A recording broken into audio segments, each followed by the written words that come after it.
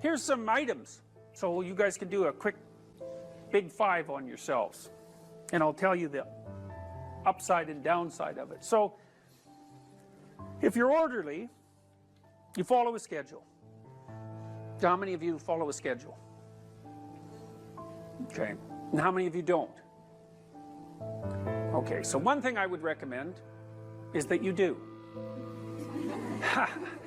And I'll tell you why. Like, intelligence is a very good predictor of academic performance.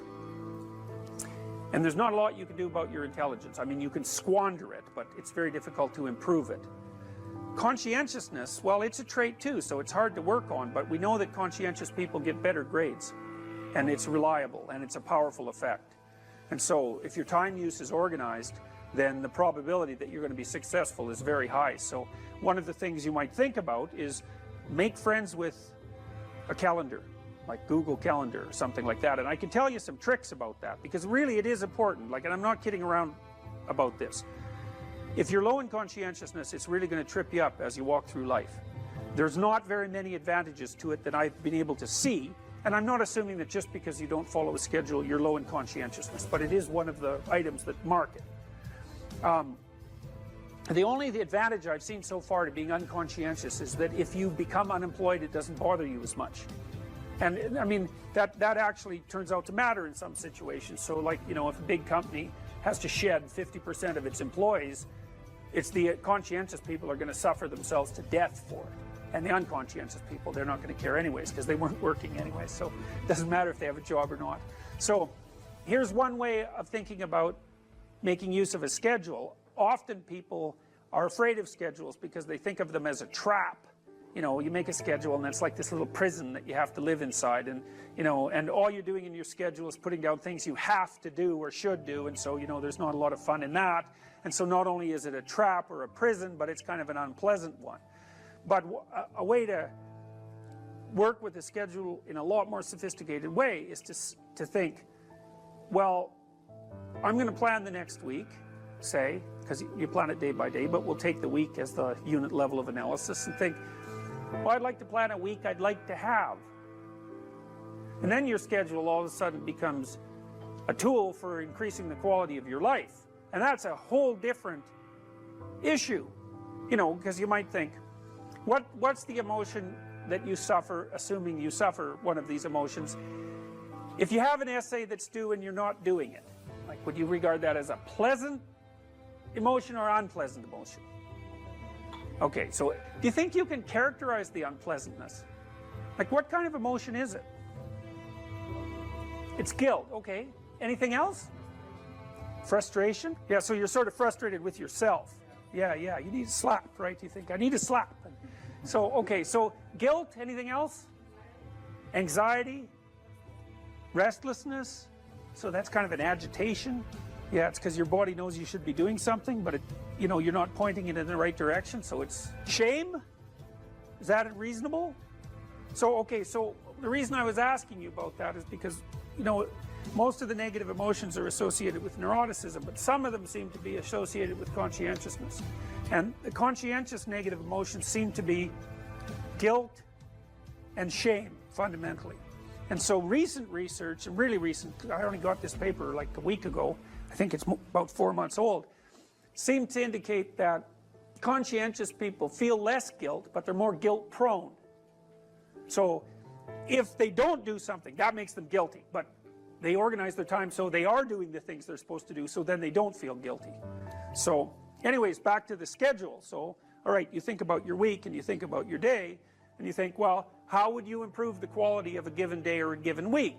Well, one of the ways of improving it is to not put yourself into the situation where there are things hanging over your head that you have to feel guilty and ashamed about, because that's a very unpleasant way of being. And you know, if you have an essay that's due in a week and you're procrastinating, then the fact that you have to do that essay can ruin the whole week.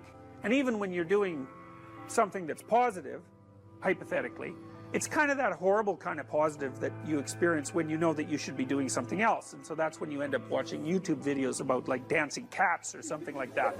You know, and it's at best it's a guilty pleasure. it's not a pleasure at all. You think, like, what the hell am I doing watching videos of dancing cats, you know? But then you know that you're procrastinating, and that's low quality, very low quality existence. So if you use your schedule, you can think, okay, well, here's some times that I'm going to do this work. And then you can also sort of ask yourself about that when you're designing your schedule. Because you don't want to design a schedule like you're Adolf Hitler telling yourself what to do, you know, because you're not going to comply with it then. What you have to do if you're going to design a schedule is you have to ask yourself, all right, I'm going to set aside some time to study over the next week or to do this essay or whatever it is. How much time would I actually spend studying? An hour or two a day might be a worthwhile thing to schedule in, and I would say don't schedule in more than that to begin with, because then you'll fail and then you'll stop using the schedule. And so the other thing you want to do is you want to schedule in things that you want to do, and then you want to look at the day or the week and you want to think, hey, that's a week I'd like to have. If I had a week like that, it would be good. You know, I'd be caught up so that all that negative emotion doesn't have to accrue. And I would have done a bunch of things that I'm interested in doing, and at the end of the week I'd be in better shape than I was at the beginning.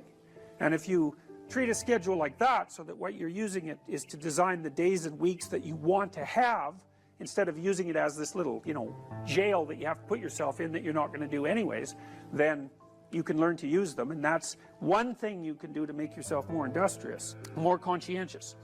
Follow a schedule. I've told people to learn to use a schedule, and people often hate schedules because they act as their own tyrants, right? They say, well, you have to do this unpleasant thing, and then here's another unpleasant thing you have to do, and then you have to do this unpleasant thing, and you do that for about 3 days, and you think, to hell with this, I'm not doing that, you know, and you fall off the wagon. That isn't what you're supposed to do with a schedule. You're supposed to use it to design the days that you would like to have if you were taking care of yourself. And so some of that is, you know, you wake up in the morning and you think, here's 5 things I have to do that if I don't do, my life will be worse. It's like paying bills, for example, or taking out the garbage. It's like you have to do those because otherwise things degenerate. So you got to put some of those in the schedule, because otherwise tomorrow is worse than today, and that's a bad trajectory. But you also want to build in things, you know, you've got to act in some sense like you're dealing with a relatively recalcitrant 9-year-old. It's like, so, well, here's some things you have to do, but here's some things that if you do, you could reward yourself with. And if you get the balance there between obligation and reward right, then you'll find that you're motivated to do the things. And that's what you want to do. You want to do that so it's sustainable across days and weeks and months. And so you got to treat yourself like a good boss would treat a valued employee, and not like a tyrant would treat a slave, because the slave will rebel. And, you know, people say, well, I don't follow through on my plans. It's like, well, A, they're probably not very well formulated, and maybe you're doing them because of an external moral obligation or something. They're not really your plans, right? And B, you're acting like a tyrant and a slave, and that's a bad relationship to have with yourself. Treat other people as you would like to be treated. It works both ways. You also treat yourself like you treat other people properly. So that's a necessary thing, and often people don't do that. But the scheduling is really important.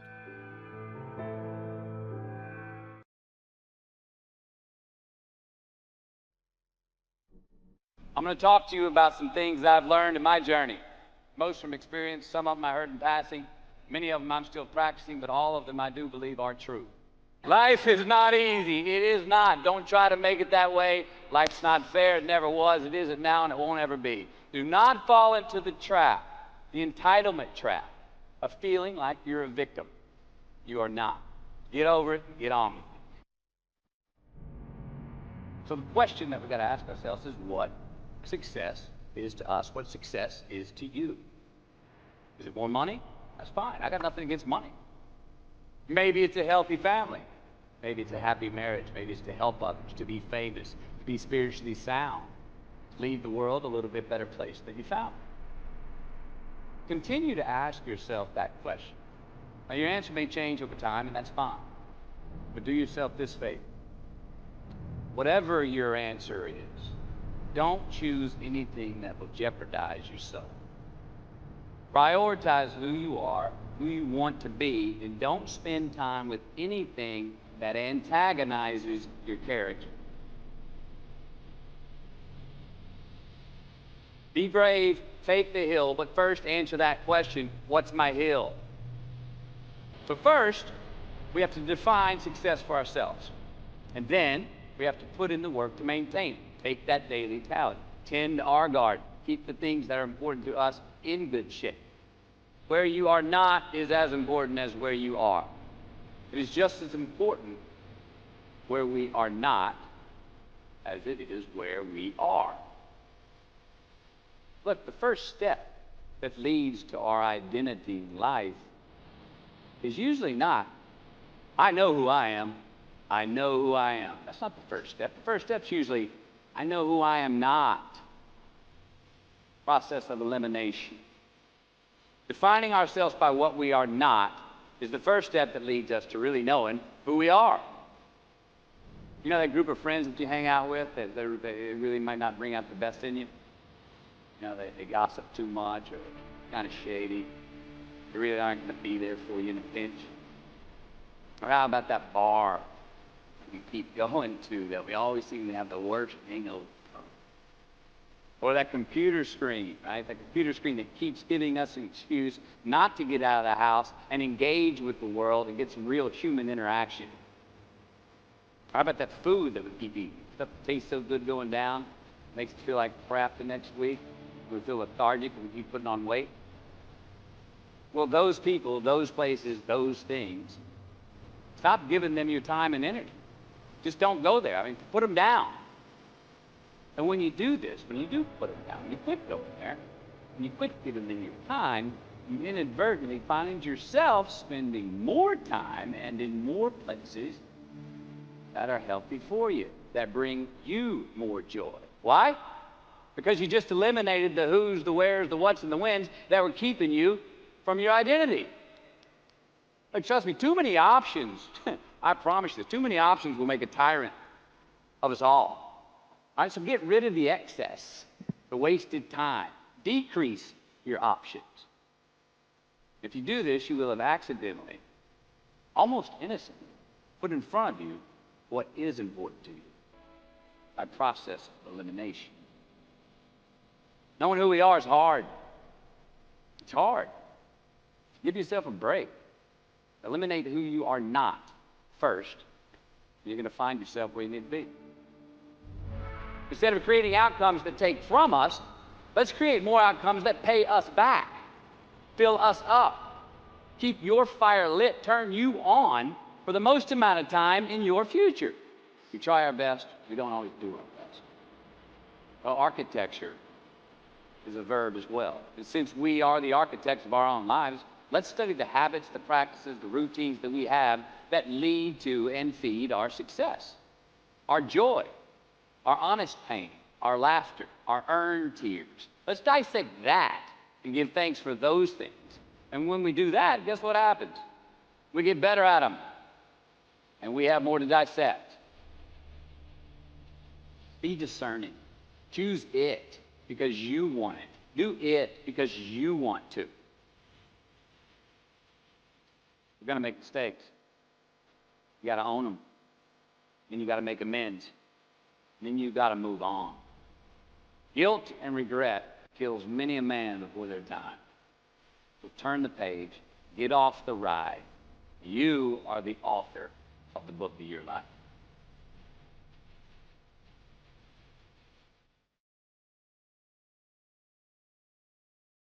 It doesn't matter what your personal circumstances are. There's always something that isn't right near you, isn't correct, isn't laid out properly, that you could just fix if you wanted to. There's no shortage of opportunities to do that. You can do that in your own mind. You can do that in your own room. You can do that in your own household, in your local community. And maybe if you get good at doing it at all those levels, then you can start to look beyond that. If you adopt an attitude that the role that you should play is to make things better wherever you are, however you can, that what would actually happen would be that things would get better wherever you are. The world shifts itself around your aim because you're a creature that has an aim. You have to have an aim in order to do something. You're an aiming creature. You look at a point and you move towards it. It's built right into you. So that sets up the world around you. It organizes all of your perceptions. It organizes what you see and you don't see. It organizes your emotions and your motivations. So you organize yourself around that aim. And then what happens is the day manifests itself as a set of challenges and problems. And if you solve them properly, then you stay on the pathway towards that aim. And you can concentrate on the day. And so that way you get to have your cake and eat it too, because you can point into the distance, the far distance, and you can live in the day. And it seems to me that that makes every moment of the day supercharged with meaning, because if everything that you're doing every day is related to the highest possible aim that you can conceptualize, well, that's the very definition of the meaning that would sustain you in your life. An uphill trajectory is actually even better than being somewhere good as far as I'm concerned, because one of the things that really makes your life meaningful is the clear realization that you're headed somewhere better than you are now. And then it's even better if you also understand that there's a direct causal relationship between the things that you're doing and the steepness of that incline.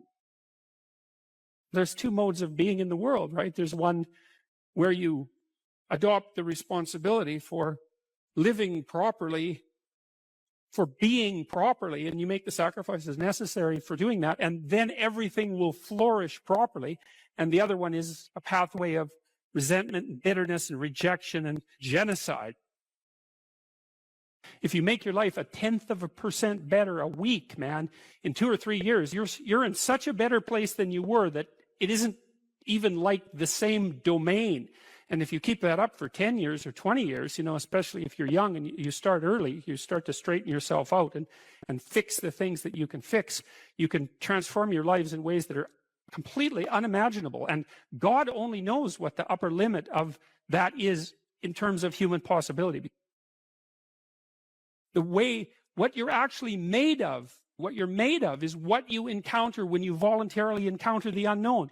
And so the more you voluntarily encounter the unknown, the more you get made of. And the more you get made of, the more there is to you. And then the more you're good at encountering the unknown and restructuring order and calling forth proper order out of the potential of being. And God, you got to think, why wouldn't you do that since you can do that? The fact that you're fragile is actually a precondition for your heroism, because if you weren't fragile, then there'd be nothing heroic about doing something difficult, right? Because if you couldn't be hurt or damaged or defeated or end up in failure, then where's the moral courage in the endeavor? It has to be that the fragility is built into the courage. People denigrate the opportunities that are right in front of them. And there's no reason to do that, because what's right in front of you is the majesty of being. That's what's right in front of you. It's inexhaustibly complex and full of potential, and there's no reason to assume that wherever you happen to be isn't as good a starting place as anywhere else. Well, I know some people have terrible, terrible lives. They're in situations that are absolutely unbearable. But I also do know that even situations like that can be made a hell of a lot worse by the worst kind of attitude. That's for sure.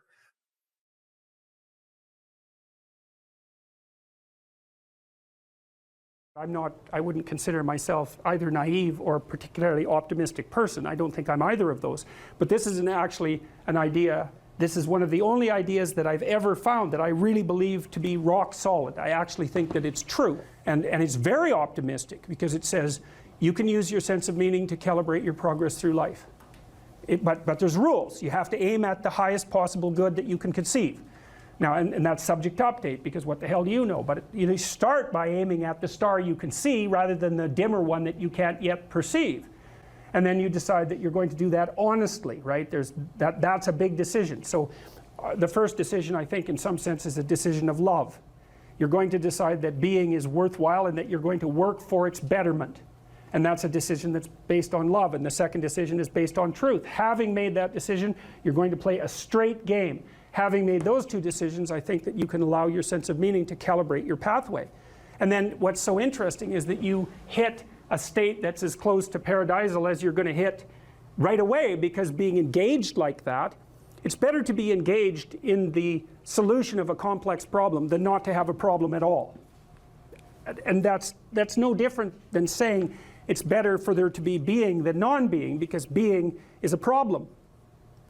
And so if you want to have no problems, then you have no being. And you could say, well, being is so miserable that maybe that's the route we should take. And fair enough, but maybe you can have your cake and eat it too. You can have the damn problem. It can be a problem worth solving, and you can be so engaged in solving the problem that it justifies the fact that the problem exists. And then you get to have the problem and the solution at the same time, and maybe that's better than not having the problem at all. And I believe that, because one of the things I have seen, and I've seen this being so interesting when I've been lecturing to people, especially more recently, and this has also manifested itself on YouTube.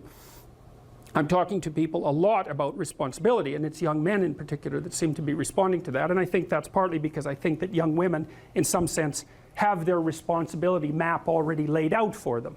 It's also less voluntary in some sense for women, because they have more complicated problems to solve in the first part of their life, right? Because they have to get the family problem solved. But whatever. I've been talking in a very delineated manner about responsibility, which is a strange thing to sell to people, but responsibility is what gives your life meaning. And so then you might say, well, then take on ultimate responsibility. And what happens? You have an ultimately meaningful life. And then you might say, well, if your life is ultimately meaningful, it doesn't matter if it's punctuated by tragedy or even predicated on tragedy. It's worth it. And I think that's true. And everything I've seen indicates to me that's true. Every time I get my clients to take on more responsibility, you know, and it isn't an injunction. You're a bad person, you should take on responsibility. It has nothing to do with that. You can define the damn responsibility. It isn't something that someone else should impose on you. It's not a matter of doing what you should do in some abstract manner. It's not that. It's the choice of what game you're going to play. And you know, you can play the game of the seeker, I would say, and if you play that game, then everyone wins. And it's the best game you can play. And so the answer, in some sense, to the tragedy of life, to the catastrophe of life, to the fall, is to adopt the responsibility of mortality that goes along with that, and to play that game maximally. And paradoxically, it's in the willingness to do that that the solution emerges. And I don't, you know, I have done my best with every single thing I've talked to you guys about. I have done my best to do what Dostoevsky does in his novels, which is I make a proposition and then I spend months or years trying to figure out if I can take the bloody thing apart, if there's something wrong with it, because I want to find out. I want to hit it with a hammer and see if it breaks. And what I've been trying to do is to tell you all the things that I've gathered, let's say, or laid out or articulated or discovered over the last 30 years that I have not been able to break with the biggest hammer that I could take to them. And I guess that's the fundamental one, is that I believe that the idea that lurks in these images, derived from very different cultures, it's the same idea. Life is suffering. Right. Indisputable. What do you do about that? You voluntarily accept it, and then strive to overcome the suffering that's a consequence of that. And you do that for you, and you do that in a way that makes it better for other people. And then that works. And one question might be, well, how well does it work? And the answer is, the only way that you can find out is by trying it. That's it. That's the existential element of it. The proof is to be derived by the incarnation of the attitude in your own life. No one can tell you how it will work for you. It's the thing that your destiny is to discover that.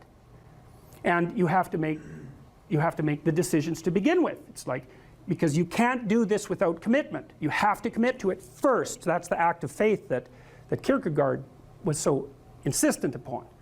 You have to say, I'm going to act as if being is good. I'm going to act as if truth is the pathway to enlightenment. I'm going to act as if I should pursue the deepest meaning possible in my life. And there's reasons to do none of those. They're real reasons. So it's really a decision. But you can't find out what the consequence of the decision is unless you make the decision. I think the same thing happens when you get married, by the way. Is that if you think you might leave, you're not married.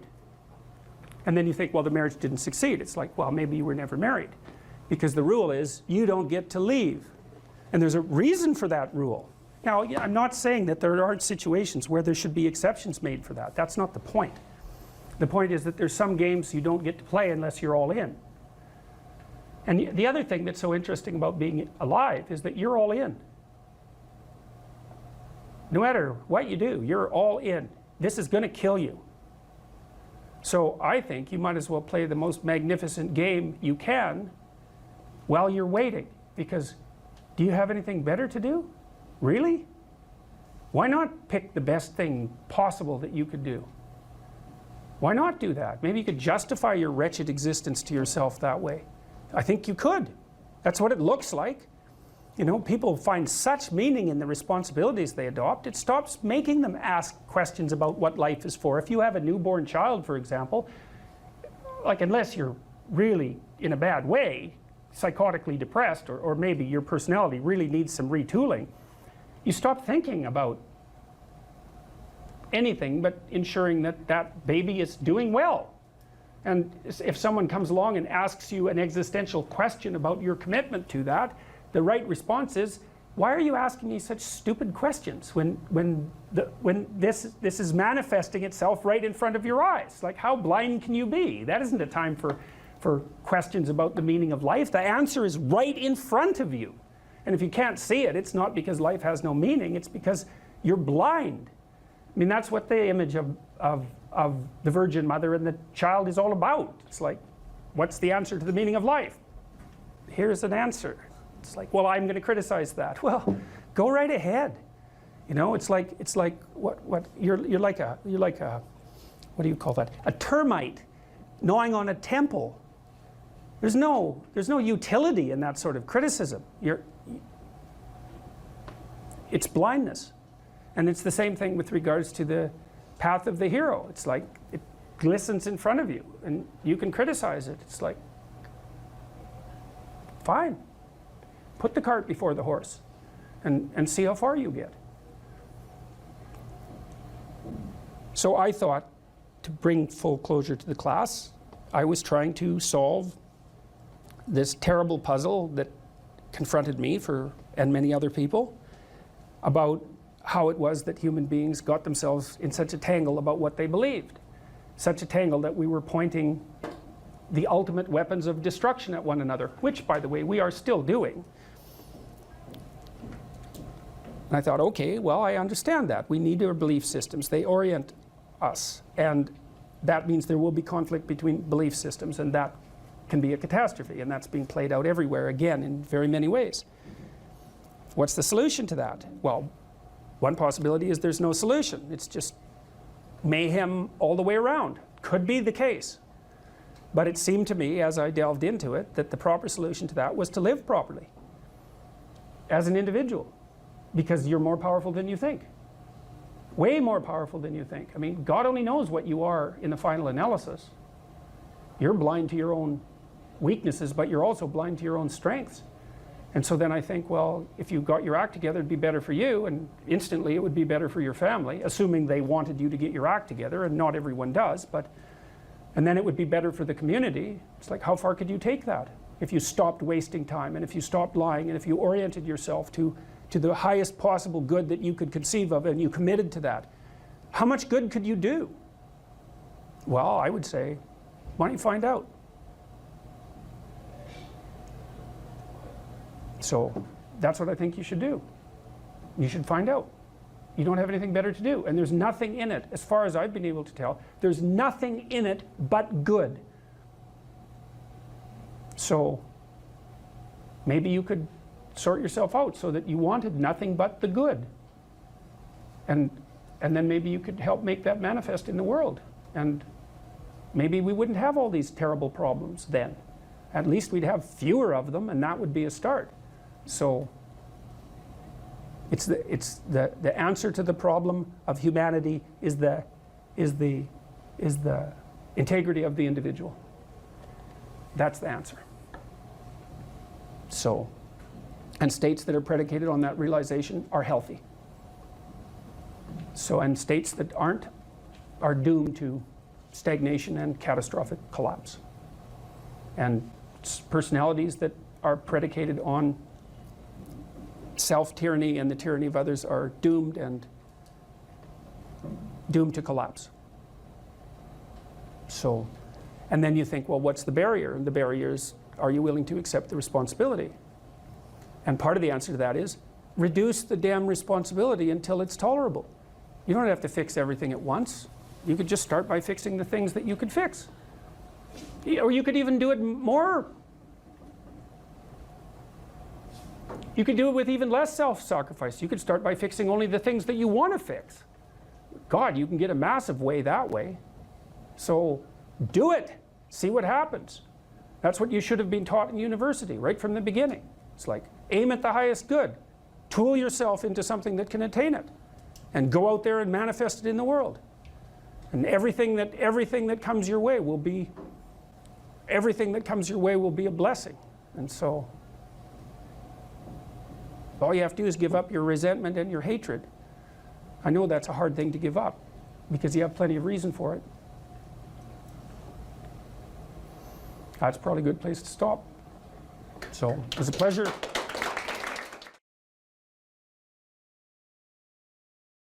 The internal problem is, how do you deal with tragedy and malevolence? And you can say, well, I'm not prepared. It's like, yeah, fair enough. Unsurprising, especially if you were overprotected as a child. It's not a good idea to overprotect your kids because the snakes are going to come into the garden no matter what you do. And so then you, instead of trying to keep the damn snakes away, what you do is you arm your child with something that can help them chop them into pieces and make the world out of them. So that the trick for human thriving in the face of suffering and malevolence is strength, not protection.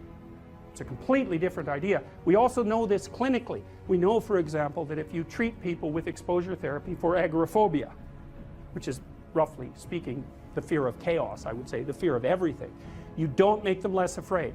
You make them braver. It's not the same thing. Because with an agoraphobic, see, what happens to them is the fall. They never conceptualize death and suffering. They're naive. Right? It never enters the theater of their imagination, and it's because they're protected from it. But then something happens. This often happens to women in their 40s because they're the people most likely to develop agoraphobia. Something happens. They've been protected from chaos by authority their entire life. So maybe they had an overprotective father, and then they went to an overprotective boyfriend, and then they went to an overprotective husband. And maybe they were willing to be subjugated to all three of those because of the protection, right? So that's the bargain. They stay weak and dependent, and maybe they have to because that's the only way they can appeal to the person who's hyperprotective. But the price they pay for that is that they're not sufficiently competent. And then something happens in their life, often in their 40s. They develop heart palpitations, maybe as a consequence of menopause. Their heart starts to beat erratically, and they think, oh no, death. It's like, well, who are you going to talk to about that? Right? There's no protection from authority for that. Or maybe their friend gets divorced, or maybe their sister dies, or something like that. It brings up the specter of mortality, and maybe the specter of malevolence and mortality, and it brings it up in a way that authority, recourse to authority, cannot solve. And so then they have panic attacks. What happens? They go out, they get afraid, they feel their heart beating, then they get afraid of their heart beating because they think, oh no, I'm going to die, and they think, oh no, I'm going to die, and I'm going to make a fool of myself while I'm doing it and attract a lot of attention. So the two big fears come up. Mortality and social judgment. And then they have a panic attack. It's like fight or flight's gone out of control. Very, very unpleasant. Then they start to avoid the places they've had a panic attack. Then they end up not being able to go anywhere. So then Tiamat has come back, right? A huge monster, a little victim. And so what do you do with them? Well, there's no saying, no, there's no Tiamat. That's done, right? Their naivety is over. They've had a direct contact with the threat of mortality and social judgment. They've met the terrible mother and they've met the terrible father. And there's no going back. There's no saying, oh, the world is safe. It's not safe. Not at all. It's not safe. The fact that you think it's safe means that you were living in an unconscious bubble that was sort of provided to you by your culture. It's a gift. And now that's been shattered. And so now what do you do? Well, the answer is you retreat until you're in your house and there's nowhere you can go. You're the ultimate frozen rabbit, right? And your life is hell because you can't function. The alternative is, let's take apart the things you're afraid of. Let's expose you to them, carefully and programmatically. And then you'll learn that you're actually tougher than you think. You never knew that. And maybe you didn't want to take on the responsibility because, you know, people play a role in their own demise, so to speak. When you had opportunity to go out and explore or withdraw because you were afraid, you chose to withdraw because you were afraid.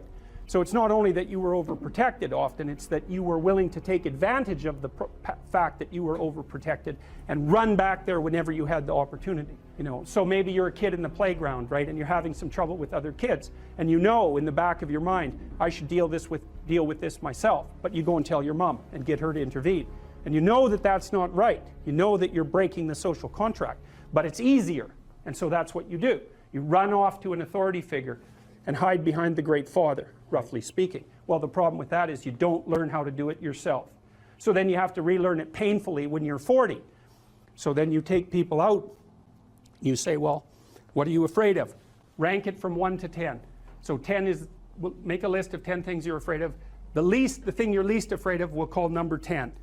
So we'll start with that. Okay, well, I'm afraid of elevators. Okay, well, let's look at a picture of an elevator.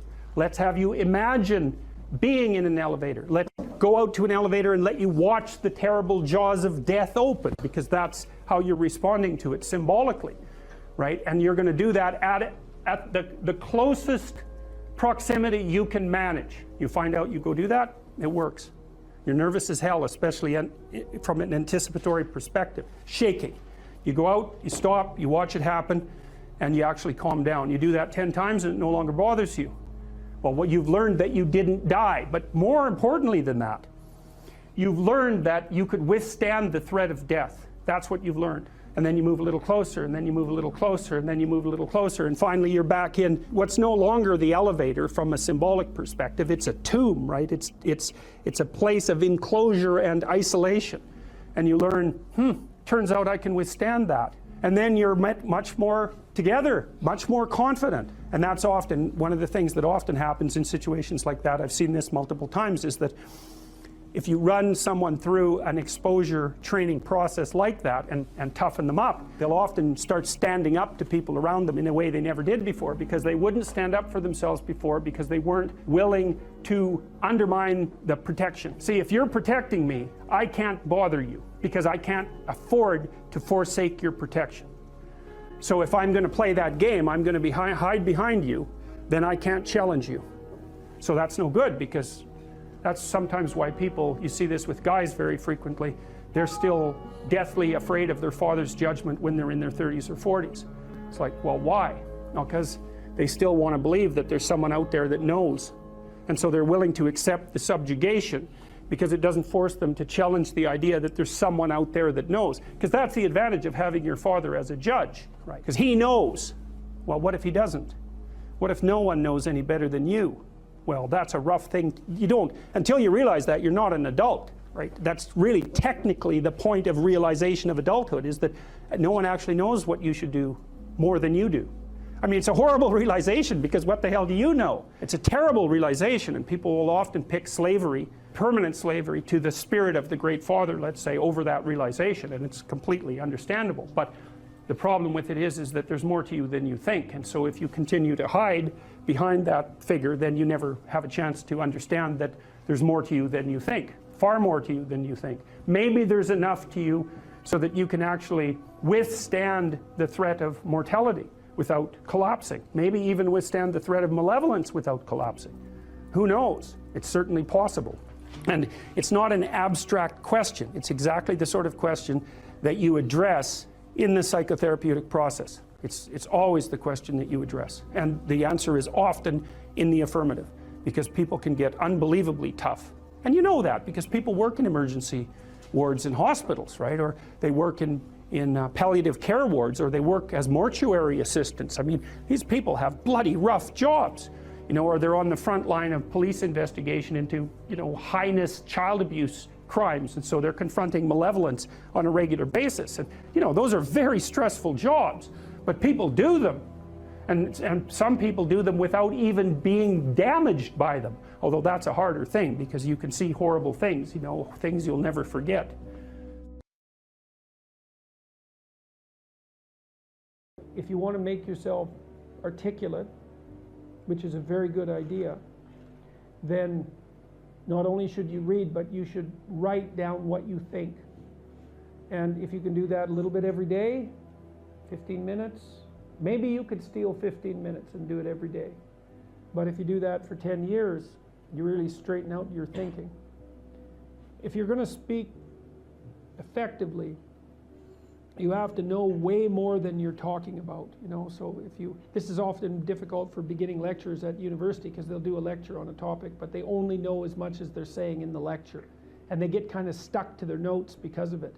But you want to know 10 times as much as you are saying in the lecture, and then you can specify a stepping path through it and elaborate with the other things that you know. But to do that, you have to do a lot of reading.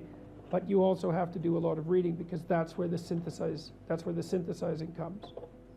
So that's on the input side. And then on the output side, well, there's some techniques, let's say, is like if you're speaking in front of a group, you are not delivering a talk to a group. That's not what you're doing. The talk isn't a packaged thing that you present to a group. There isn't a group. There's a bunch of individuals, and you talk to them. So when I talk to a group, I always talk to people one at a time. And that makes it easier too, because you know how to talk to a person. It's like, can you talk to 1,000 people? Well, probably not, because it's too intimidating. But there isn't 1,000 people there. There's 1,000 individuals. And so you just look at an individual and you say something, and you can tell if they're engaged. They look confused, or they look interested, or they look angry, or they look bored, or maybe they're asleep, in which case you look at someone else.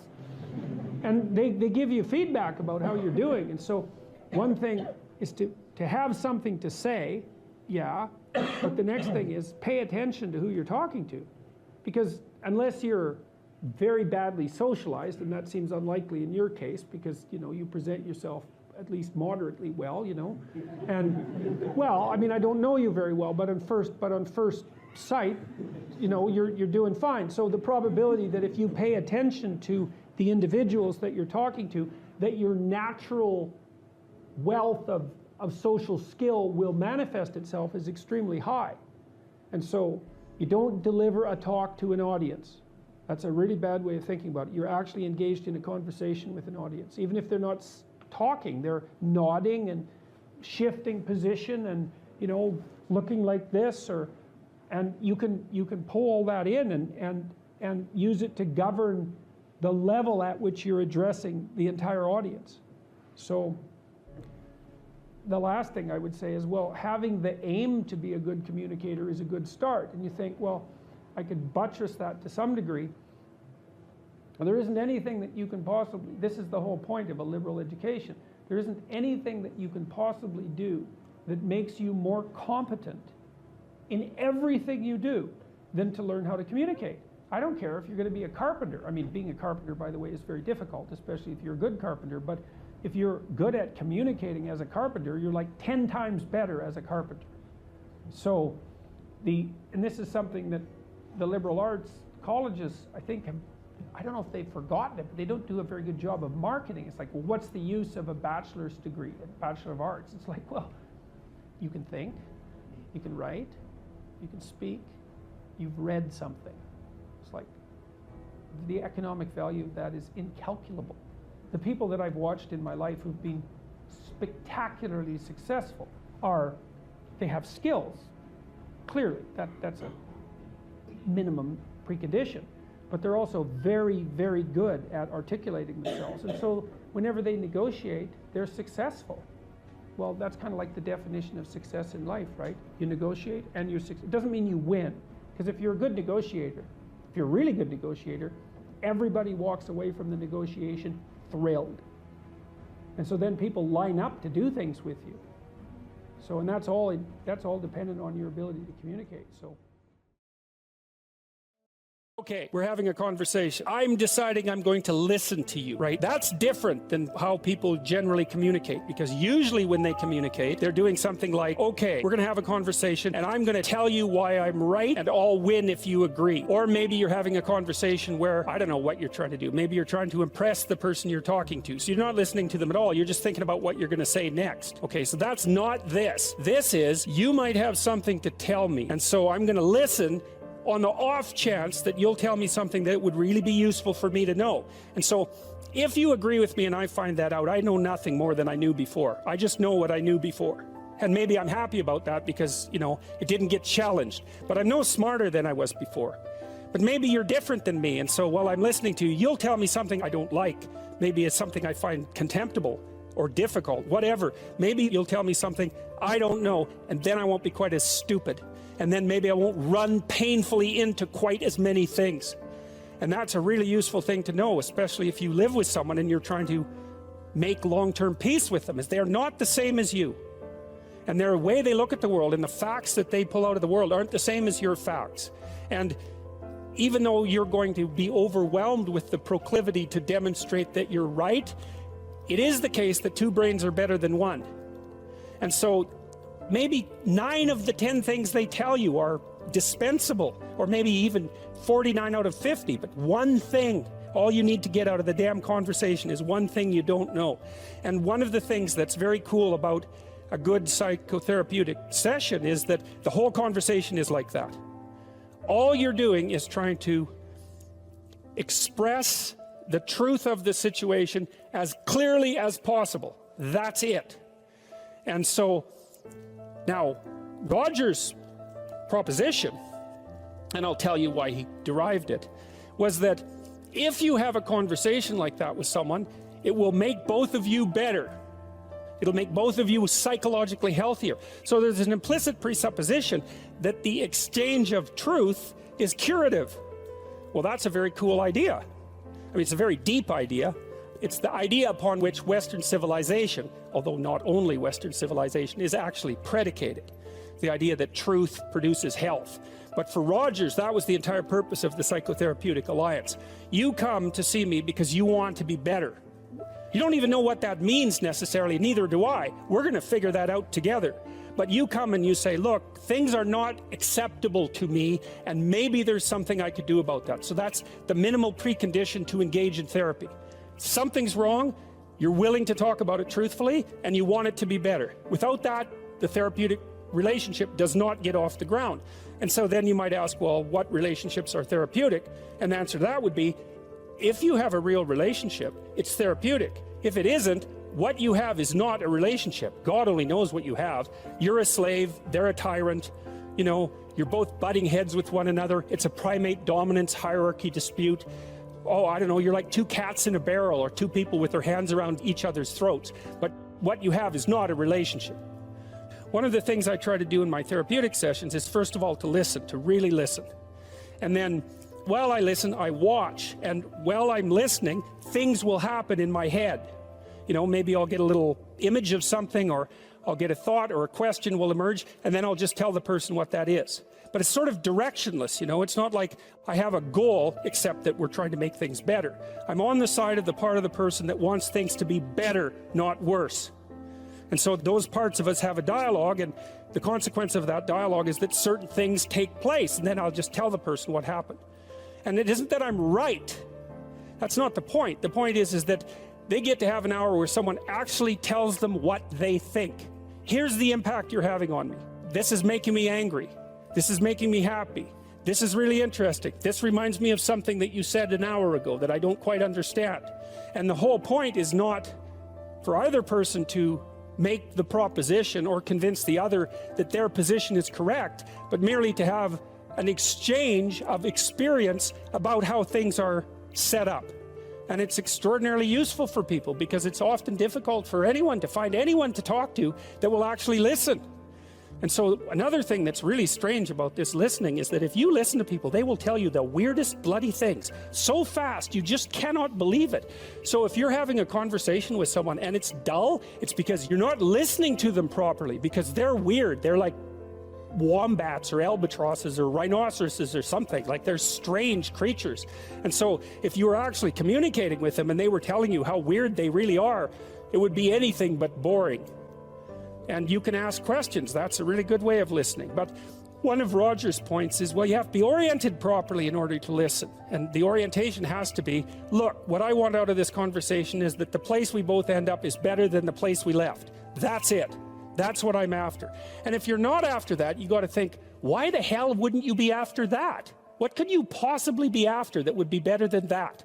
You walk away smarter and more well-equipped for the world than you were before you had the conversation, and so does the other person.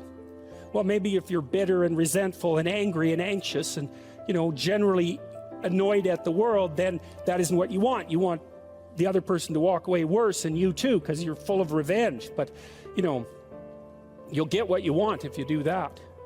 So we know from our research that such empathic understanding with a person, not about him, is such an effective approach that it can bring about major changes in personality. Some of you may be feeling that you listen well to people and that you have never seen such results. The chances are very great that you have not been listening in the manner that I've described.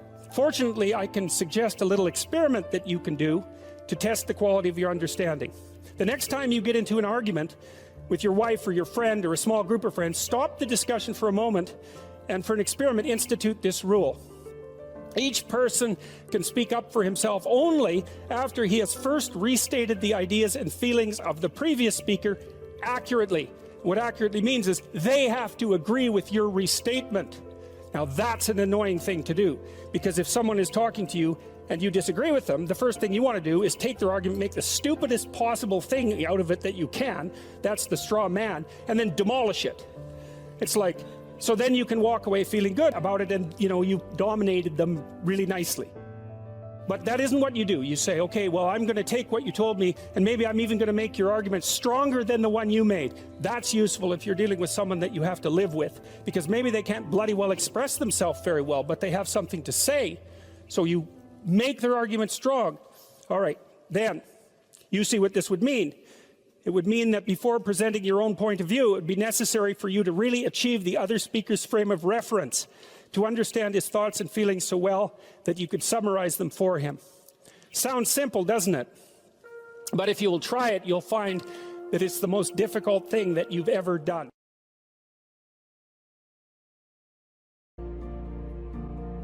Stop doing the things that you know are wrong that you could stop doing. Right? So it's a fairly limited attempt. First of all, we're not going to say that you know what the good is or what the truth is in any ultimate sense. But we will presume that there are things that you're doing that for one reason or another you know are not in your best interests. There's something about them that you just know you should stop. They're kind of self-evident to you.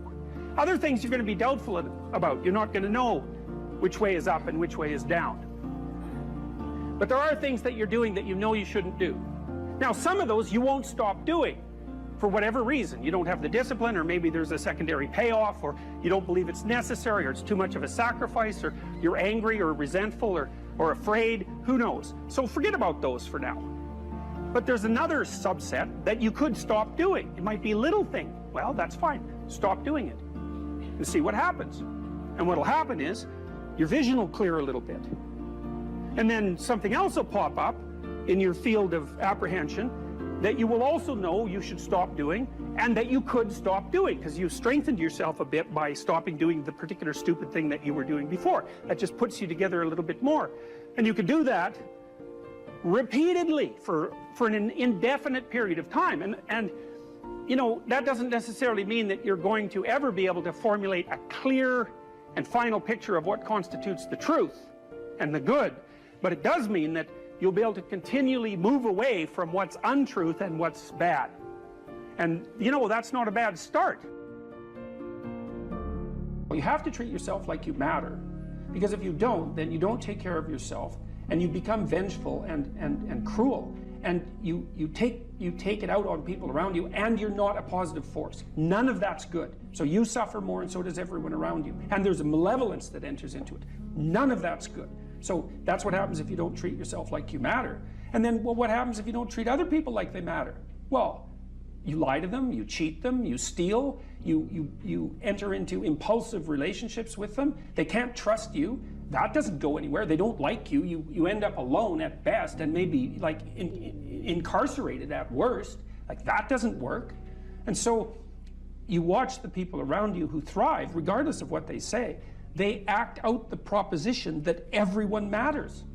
And then you have a functional society. And I think, okay, well, if if when you act out the proposition that everyone matters, you have a functional society, maybe that's evidence that that proposition is true.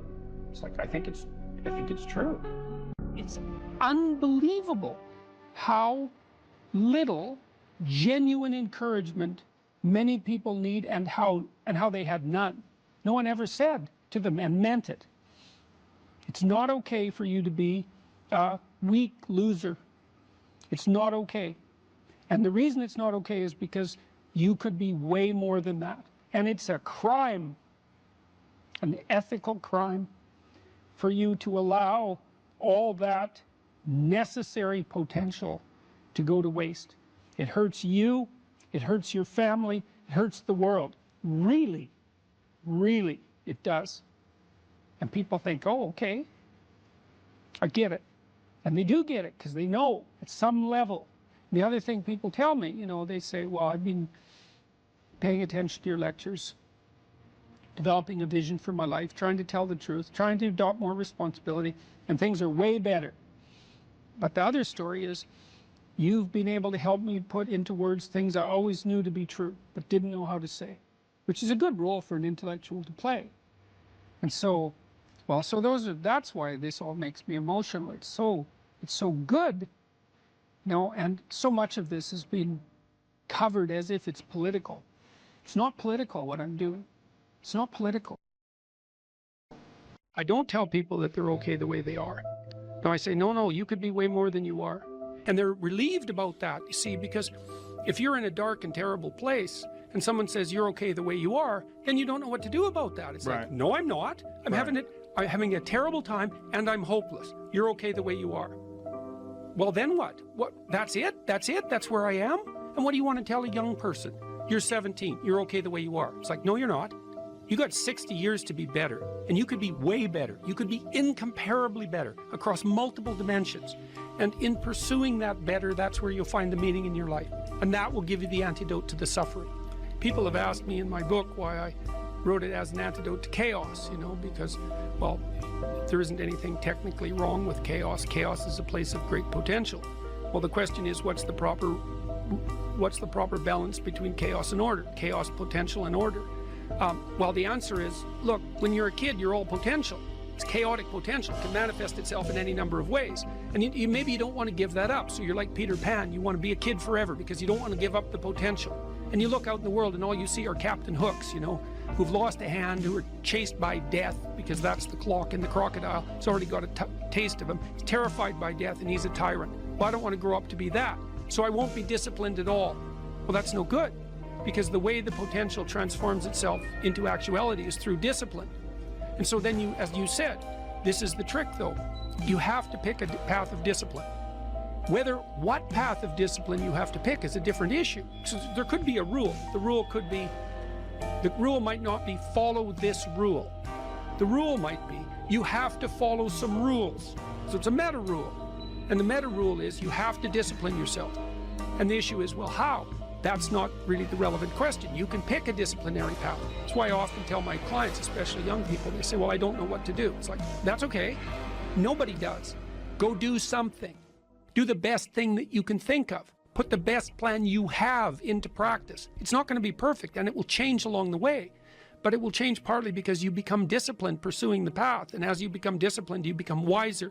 And as you become wiser, you become able to formulate better and better plans. So you can start vaguely and confused and develop a plan that's not so great, and you start to implement it, and then you accrue incremental wisdom as you implement your flawed plan, and that enables you to fix the plan. And so that's part of that process of incremental self-improvement as well. You don't want someone else's fate. Man, your fate's enough, and your adventure's enough. It's plenty. It's more than you can ever fully realize. And so that's also part of the reason that we all believe that the individual has some intrinsic dignity. It's, don't be so sure that your position and your room is so damn trivial. It might be your attitude towards it that's trivial. And if you're in dire straits and dire circumstances, just look at how much opportunity you have to make things better. Compare yourself to who you were yesterday and not to who someone else is today.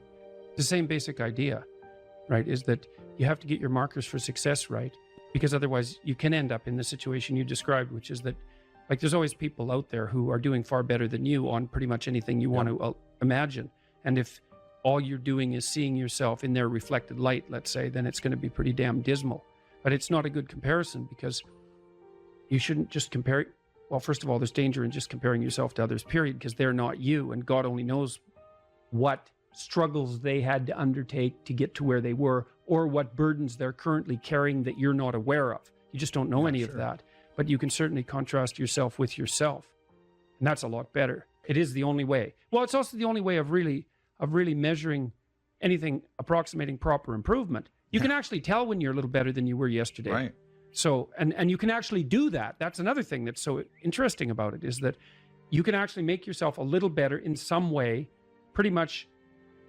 Well, I don't know if it's at every moment, but you can certainly do it every day. It's funny. I mean, you know, obviously, if you have a problem and you think about it, you can think up a solution. And it's not obvious how you do that. You know, I mean, it's not like you know how you're manipulating your neurons or something.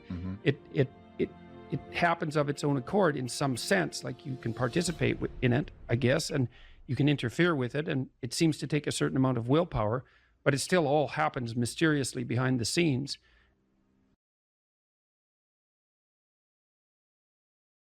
You have to be tough as a damn boot to be good, because you have to stand your ground when you need to stand your ground, and you have to be able to say no when it's time to say no, and you have to mean it. And so then you have to think and plan strategically so that when you're going to say no, you can mean it and it will stick. You know, and that takes a certain amount of integrated malevolence, I would say. And once it's integrated, it's not malevolence, it's strength. It's strength of character. It's the ability to stand your ground. And you have to cultivate that. And you cultivate that at least in part by telling the truth. And so you take your place in the world as a decent person and as a decent citizen, and you play the hierarchical game properly. And that is to stand up straight with your shoulders back. It's like the world's an onslaught. You've got the tyranny of culture to deal with. You've got the catastrophe of nature. You've got your own damn malevolence and ignorance, right? All coming at you, plus the incredible, complicated, indeterminate potential of the future. That's all coming at you, and it's all your responsibility. And you can cringe away from it and be afraid of it and be victimized by it and be bitter and cynical about it. And no wonder, because it can be painful. Or you can turn around and you can say, man, bring it on, because there's more to me than there is to the catastrophe. And this is what I discovered from looking at what I looked at. I looked at the darkest things I could look at, really, for 30 years. I was really a lot of fun to be around, I can tell you. I looked at the darkest things that I could think of, right? Not only what happened in Auschwitz and what happened in the Gulag, but personal issues. You know, it's like I wasn't so much interested in the totalitarians as a group. I was interested in the people who undertook the terrible acts that the totalitarians required. You know, the people who, I was just rereading Ordinary Men, and it was a story about a police battalion in Poland that trained ordinary policemen to take naked pregnant women out into the fields and shoot them in the back of the head. It takes a lot of training, by the way, before you can bring yourself to do that. And you aren't the same person by the end of it. It's pretty goddamn horrific. You know, and I was trying to figure out, what would it be like to be that person? Because we are that person. And then what would it be like to not be that person, right? To refuse to do that, to not participate in that. You know, and what I discovered by making that totalitarian proclivity personal was that there's more to us than there is to the horror. As nature is, bent on our destruction, bad as culture is, tyrannical and bloody, back as far as you can look, as malevolent as you are in the darkest part of your heart, and that's plenty malevolent. The possibility that's within you that can well up, the courage and the truth and the ability and the skill and the willingness to set things right, if you are willing to set them right, is more powerful than all of that. And so it's so interesting. It was proof for me of an old saying I read from Carl Jung. It's an alchemical motif, in sterquilinus inventur, which is what you most want to be found will be found where you least want to look, essentially. And it's so interesting because it means that if you're willing to turn around and to stand up, say, and stand up straight and face the darkness like fully, what you discover at the darkest part is the brightest light. And that's something that's so much worth discovering, because there's going to be terrible darkness in your life. And it's going to make you cynical and bitter. And it could easily be that you're just not looking at it enough. Because if you looked at it enough and you didn't shy away and you brought everything you had to bear on it, you'd find that there was more to you than there was to the horror. You know, I watched my father-in-law. I'll end with this. And you know, you don't know, because you're not bringing your A game to the table with all that cynicism and bitterness and resentment and willful blindness and avoidance. Maybe you're playing at 60%. It's not good enough, because there's too much of what's bad for 60% to be good enough. It's like you need 90% or 95% or 100%. When about 15, 20 years ago, my mother-in-law developed frontal temporal dementia, which I wouldn't recommend. You know, it's one of those degenerative neurological diseases like Alzheimer's, and those bloody things are like they're in the top echelon of awful. You know, you watch a person deteriorate before your eyes. It's a lengthy, lengthy death. And it was slow. And her husband, he lived in this little town that I grew up in, about 3,000 people. And he was quite a character, man. Everybody knew him. I bought him a Foghorn Leghorn t-shirt once, because that's kind of what he was like. He was loud and sort of bombastic, but he stood up straight, I can tell you. And he played the fool a little bit, mostly for the amusement of people, but he was no damn fool. And I always admired him and liked him. And the feeling was mutual, thank God, since I married his daughter. And, you know, he drank a lot with his crazy friends up in northern Alberta, and he wasn't at home a lot because he was working a lot. And you know, he was kind of a party animal about town, but a good businessman and a good man. And then his wife got sick, and they moved to another town. And, you know, he took care of her for like 15 years. It was unbelievable as she deteriorated, you know, and she got more desperate to have him around, and her love for him never went away. Even as she lost herself almost completely, she would always light up when he came into the room, you know. And he took care of her right till within weeks of her death. He had to finally put her in an old folks' home because he was no longer strong enough to lift her up from the chair. And we interacted with him a lot, you know, because we were trying to help him figure out how to cope. And we had signs put up in the house, electronic signs that would tell her when he was leaving, so that she would know where he went. And we had recordings in the bathroom so that she knew what to do when she went into the bathroom. And we tried to do everything we could to not make this absolutely bloody, atrocious experience complete hell. And he participated the whole way, you know, and it was really something to see. It was really it left me with a tremendous sense of admiration for him, but not just for him, but for people who can do that, you know. And if there was a new decline, he took it on, and he didn't complain about it, and he tried to do what he could, you know. And like, it was no picnic, don't get me wrong, but it wasn't hell. And then we were all gathered around the deathbed, my wife's mother's deathbed, and the family was there, and they got along pretty well, you know. And her sister's a palliative care nurse, and the other one's a pharmacist, and none of them are particularly afraid of illness and death. You know, they're a pretty tough group. And so, you know, they made sure their mother's lips were wet while she was no longer eating or drinking, and tried to make her comfortable. And they were around the deathbed, and they were kind of getting along, you know. It wasn't Family Feud at mother's death time, and that was kind of nice. And she died, and that was that.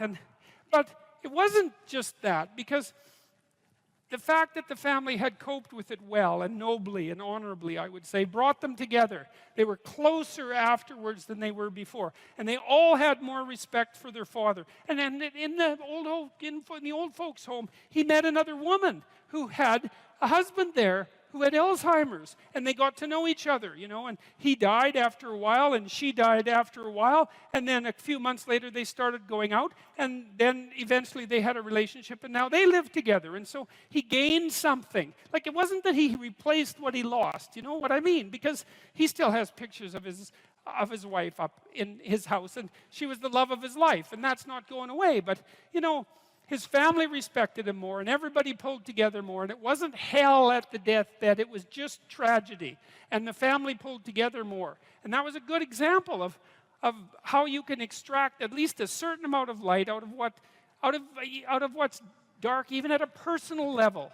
And it's worth asking yourself. It's like, drop what you're doing that's foolish, that you know is foolish, and pick an aim that's worthwhile, you know, to make things better for yourself, like you're worth taking care of, like you're worth something, you know, and to surround yourself with people who believe the same and who are rejoicing in your accomplishments and unhappy when you fail, right? And you're comparing yourself to your accomplishments of yesterday and not to someone else's today, so that you're not jealous and bitter. And you put your own house in order so that you're not cursing the world when some of its disarray might be your fault. And you're trying to pursue something meaningful, and you're doing your best to tell the truth and all of that. And then you see what happens. Who the hell are you? You know, you think you're a miracle of some bloody bizarre sort.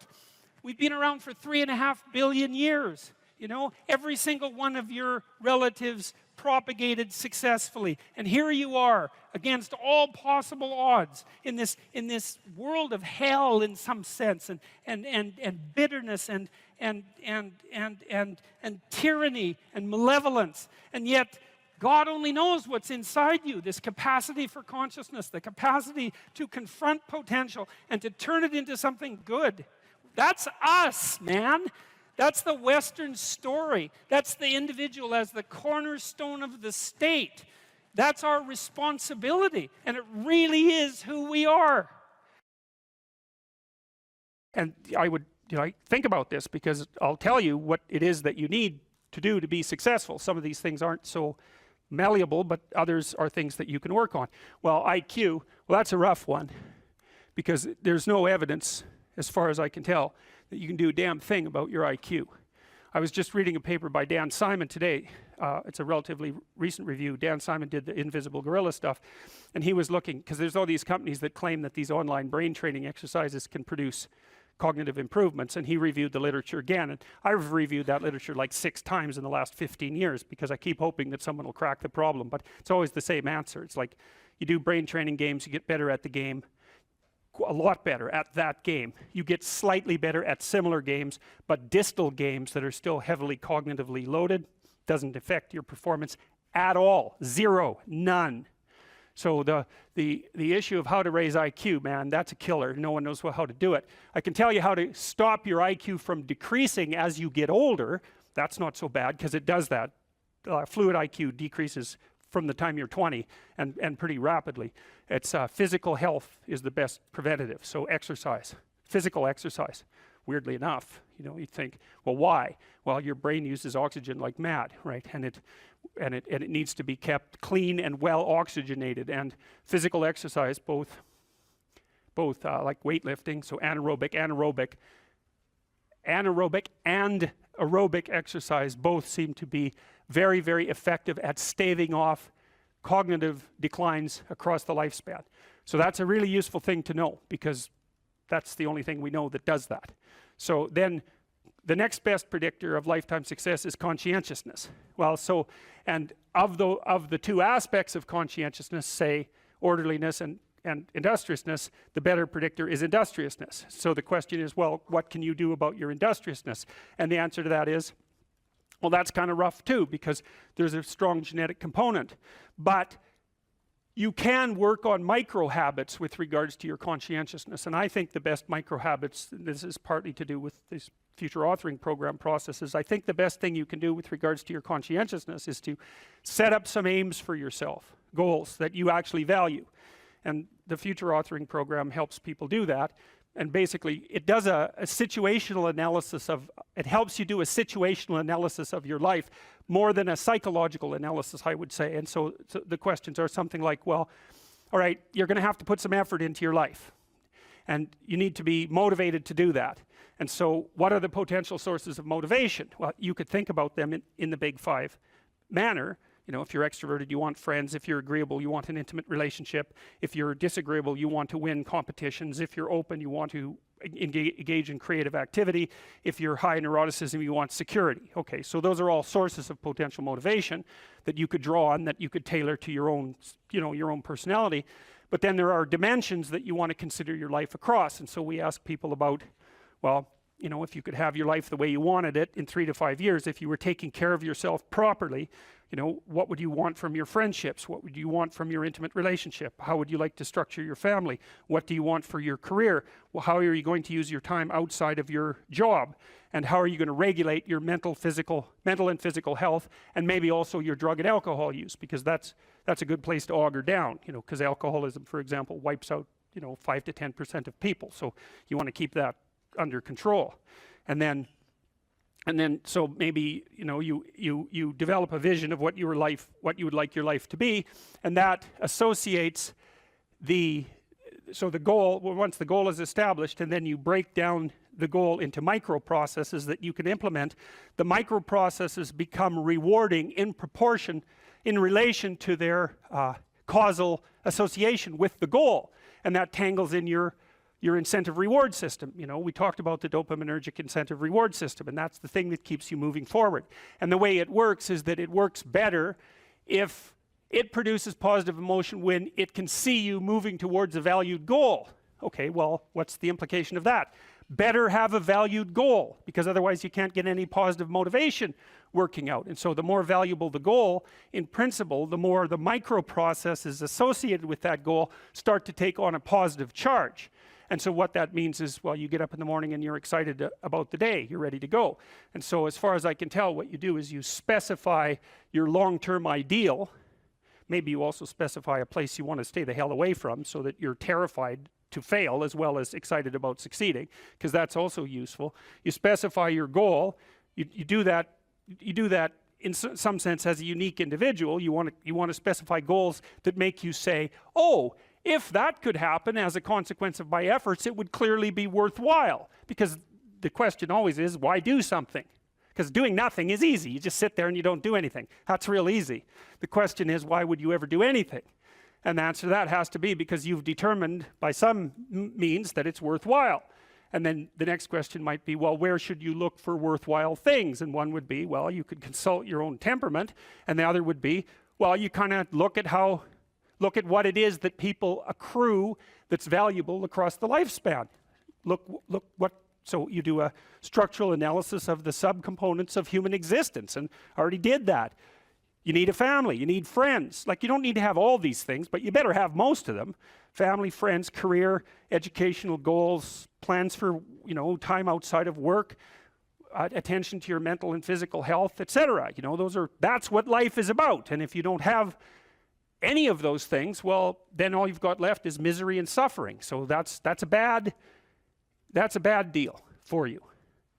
So once you set up that goal structure, let's say, and that's really in many ways that's what you should be doing at university.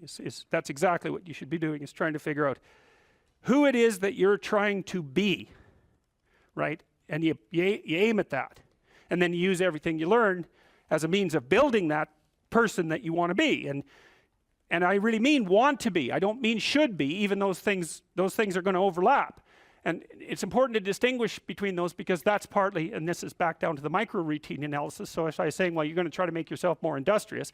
Okay, number one, specify your damn goals, because how are you going to hit something if you don't know what it is? That isn't going to happen. And often people won't specify their goals too, because they don't like to specify conditions for failure. So if you keep yourself all vague and foggy, which is real easy, because that's just a matter of not doing as well, then you don't know when you fail. And people might say, well, I really don't want to know when I fail, because that's painful. So I'll keep myself blind about when I fail. That's fine, except you'll fail all the time then. You just won't know it until you've failed so badly that you're done. And that can easily happen by the time you're 40. So I would recommend that you don't let that happen. So that's willful blindness, right? You could have known, but you chose not to. Okay, so once you get your goal structure set up, you think, okay, if I could have this life, it looks like that might be worth living, despite the fact that it's going to be, you know, anxiety provoking and threatening, and there's going to be some suffering and loss involved in all of that, obviously. the goal is to have a vision for your life such that, all things considered, that justifies your effort. Okay, so then what do? Well, then you turn down to the micro routines. It's like, okay, well, this is what I'm aiming for. How does that instantiate itself day to day, week to week, month to month? And that's where something like a schedule can be unbelievably useful. Google Calendar. It's like, make a damn schedule and stick to it. Okay, so what's the rule with the schedule? It's not a bloody prison. That's the first thing that people do wrong. They say, well, I don't like to follow a schedule. Well, it's like, well, what kind of schedule are you setting up? Well, I have to do this, then I have to do this, then I have to do this, you know, and then I just go play video games, because who wants to do all these things that I have to do? It's like, wrong. Set the damn schedule up so that you have the day you want. That's the trick. It's like, okay, I've got tomorrow. If I was going to set it up so it was the best possible day I could have, practically speaking, what would it look like?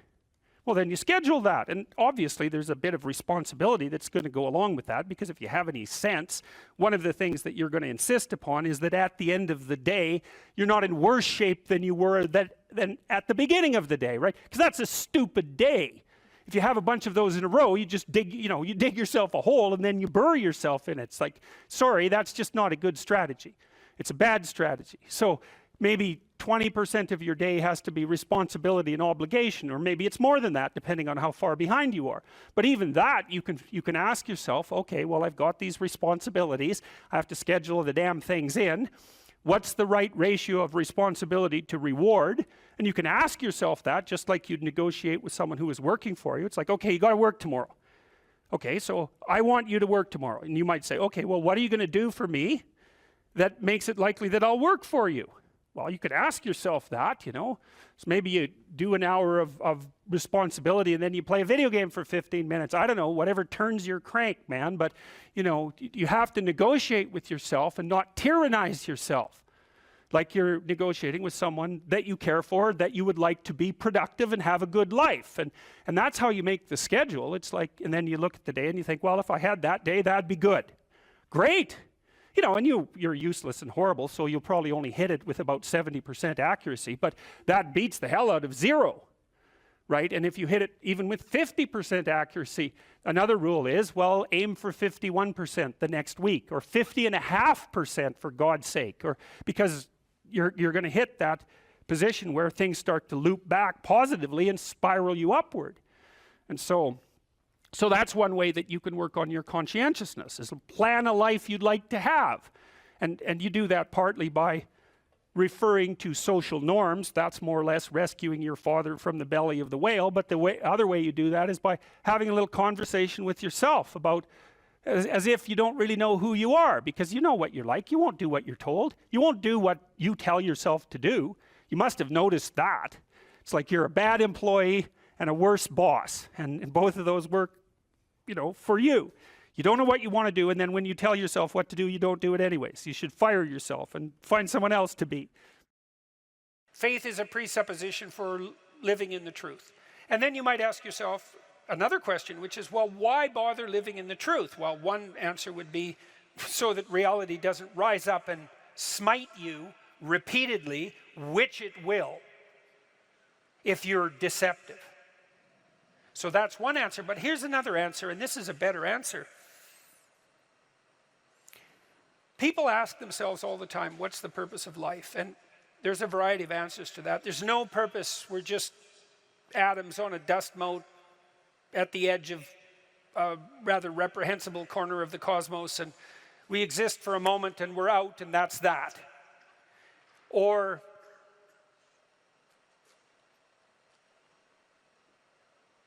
we're so lost in a plethora of subordinate meanings that we're confused and aimless. Or we want to be hedonistically happy, and I would say that's really the offer that's on the table in our culture most of the time. It's like, well, I just want to be happy. And people will say that to you. It's a slogan. It's the most common slogan of our time, I would say. And it's such a preposterous slogan. It's like, what do you mean just? You just want to be happy. That's all. That's all you want. That absolute impossibility. You want bliss unending, no matter what you do, and that's all you want.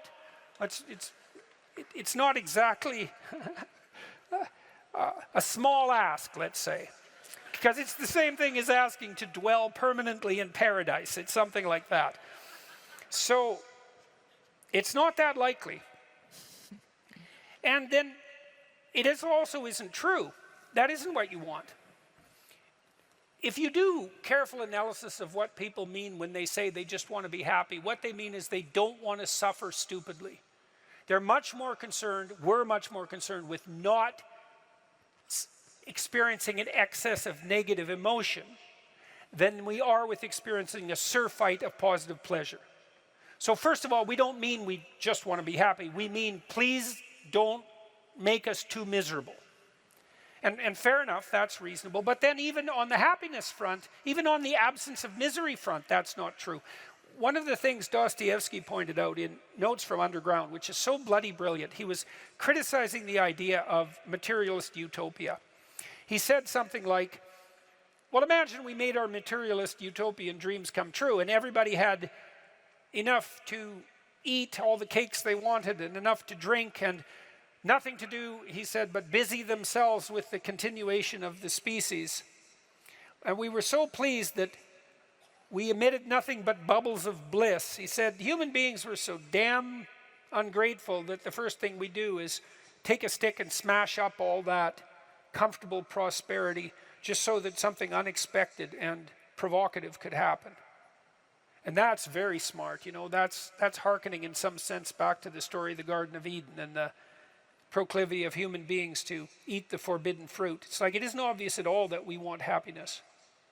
It isn't even obvious that we want absence of misery. What's really obvious is that we want an adventure, right? We want an adventure that's so compelling that it makes the misery of life not just justifiable, but worthwhile.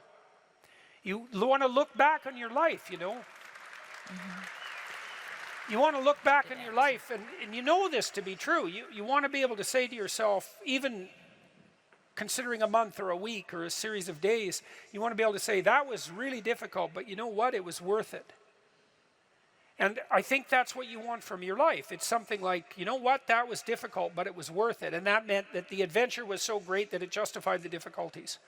And so then the question is, and here's the question, where do you find the great adventure of your life? Well, how about in truth? Well, why? Because you don't know what's going to happen if you tell the truth. It's a mystery. It's going to lay itself out for you. And so that's an adventure because you literally do not know what's going to happen. You have to let go of knowing what's going to happen.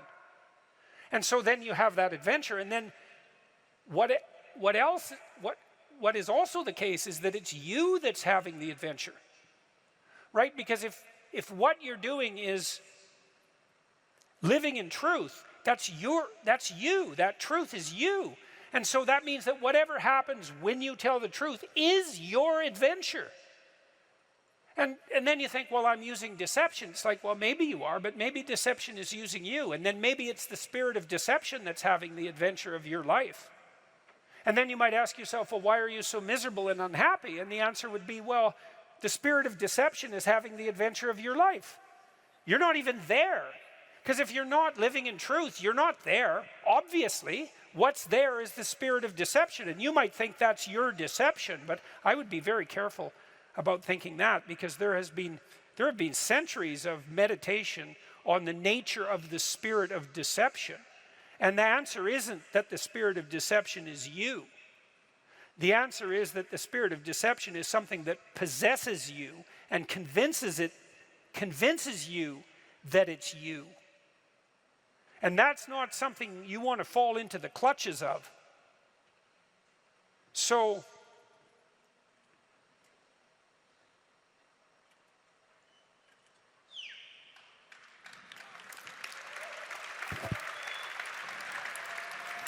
now you have to tell me the question again. I'm certain you answered it.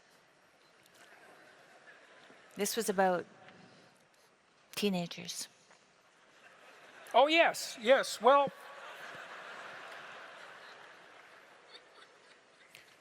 Back to the teenagers.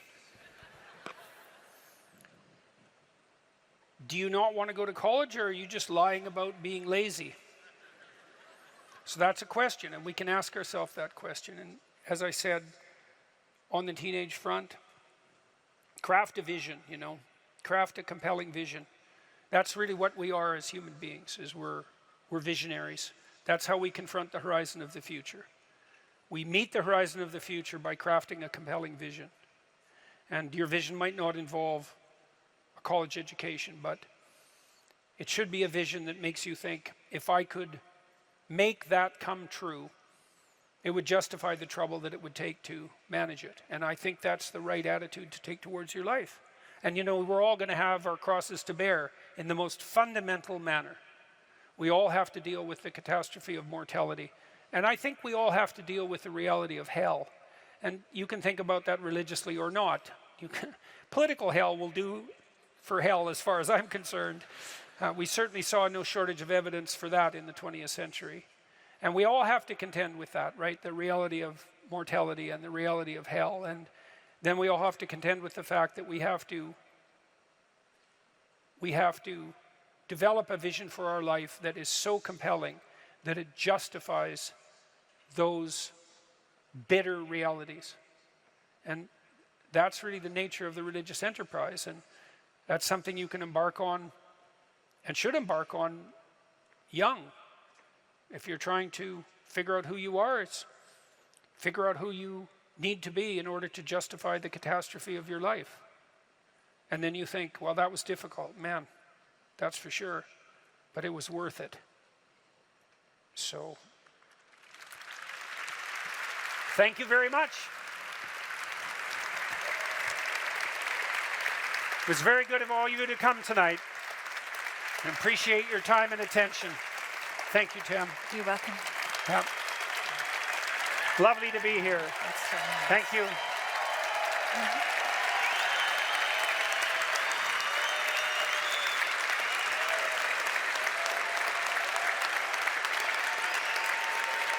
Thank you all. Yeah. Good night. When my clients first come to see me, one of the things I often ask them is, okay, well, let's say you look a year ahead. What do you want? What are we aiming at? What would, your life isn't the way you want it to be. How would it look if it was the way you wanted it to be? Or at least partly that way. Then we aim at that, right? And we look for impediments, psychological impediments, fears, avoidance strategies, that sort of thing. And we develop strategies. And we try to move towards that, I would say, ideal. All right, to understand the categories of myth, we'll say, we have to understand something about the nature of categorization. Now, categorization is a tricky thing, and we're going to run through some complicated ideas relatively quickly. You know, you think you put things in the same category because they're similar, but the problem is that, first of all, that's not an answer. It's just a restatement of the initial proposition. And second of all, you can put things in the same category that are by no means identical, and you often do that. And third, it's things that are similar are often also importantly different. And so picking which element of similarity, you know, like let's say you have a group of books. Well, are they the same? Well, obviously no, because, well, unless they're, you know, all the same book. But the category of books is a pretty strange category because the content of the books differs completely. Well, you could still make a group of books and you pick some arbitrary element that unites them and consider that grounds to make a category. There's other categories, more scientific categories, and scientific categories tend to actually contain things that are very, very similar across multiple dimensions. Like protons are like that. As far as I can tell, there's nothing that distinguishes one proton from another, and the same with electrons. And you know, the set of triangles is like that because you can define it precisely. But most of the categories that human beings use aren't so neat, and the problem with that is that unless the categories are neat, like scientific categories, it's very difficult to investigate them scientifically. So for example, you might do research on a group of people with anxiety disorders. But the problem with that is that the anxiety disorder category is so heterogeneous that it's almost impossible to identify the commonalities across all the people who are in that category, and that's partly because the category isn't actually a scientific category. It's a hybrid category. It's a practical category. I can give you an example of that.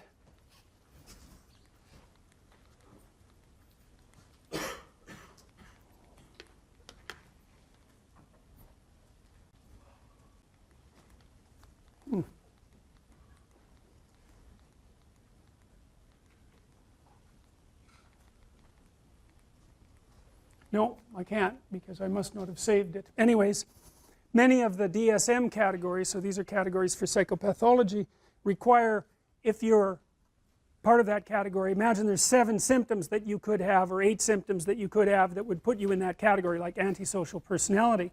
8 symptoms.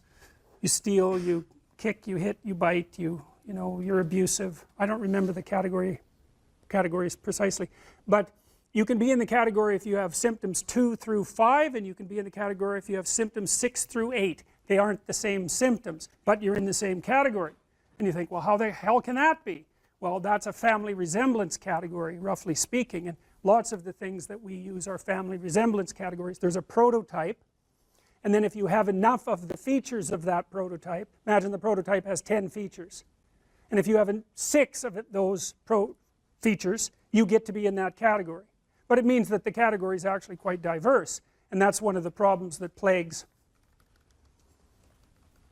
psychiatry as a science and clinical psychology as a science. It's a really big problem, because if the categories aren't homogeneous, then it's very difficult to draw conclusions about the members of the category. And the psychologists and the psychiatrists claim that those are scientific categories, but they're not, and they can't be, partly because they're aimed at the classification of health or ideal versus non-health or non-ideal, and partly because they play multiple roles, I mean, the category isn't there just to provide neat demarcations for scientific study. The category is there to give people a language to talk about certain sets of symptoms, to diagnose, because, you know, when you come in and you have a set of symptoms, you might want to know what they are, so that you also know what they aren't. It's really a relief often to find a diagnosis. And then of course the diagnosis has certain implications for treatment and for billing and for all of that, so the category has to play all of those roles. So there's multiple types of category, and the categories that we're talking about in relationship to mythology aren't scientific categories. They're categories about the world construed as a place to act.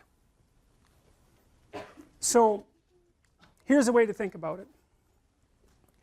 You're always looking at the world through a framework of reference, and you have to do that because there isn't very much of you. You can't see the whole world at once, and in fact the amount of the world you actually see is so small you can't believe it. The central part of your vision is zipping around, producing a pretty high resolution representation of exactly what you're looking at, but outside of that center, like if I look at you, I can't see her eyes. I can see her glasses, but barely. I can't even tell whether you're male or female. The person past that, I can't see at all. Now you don't notice that, you know. You don't notice that you're that blind because your central vision is always popping around, illuminating that tiny space. But you're so damn blind, it's just mind-boggling. And I'm sure some of you have seen the Invisible Gorilla video, you know, where a gorilla comes into the video and you don't notice, which is somewhat shocking because you would think that you would notice a gorilla. But what happens is that you actually don't notice something unless it interferes with what you're doing. And because what are you going to do? Notice everything? You can't do that. You can hardly notice anything. So what you do is you pick something to focus on. It's usually something that you value, because why else would you focus on it? So that means that your value system determines the direction of your perception. Bloody well think about that for a minute. That's a Buddhist idea, right? People live in a kind of illusion, and sometimes that illusion causes suffering, and they can transform the way they look at the world, and that can release them from their suffering. But the idea that you do live in an illusion well, I don't know if it's exactly an illusion, but you certainly do live within a framework of perception that's determined by your values. Now that is so weird, you know, because we never think of the world as something that reveals itself through our values. But of course it does, because you look at what you want. You aim at what you want, and once you've aimed, the world lays itself out for you, and that's exactly how perception works. That's why I represented it this way. You're always somewhere, that's point A, and that's somewhere in some place in some time, and you always have some notion about what you want to have happen next. You know, you're going to go to the next class, maybe you've got a plan after this.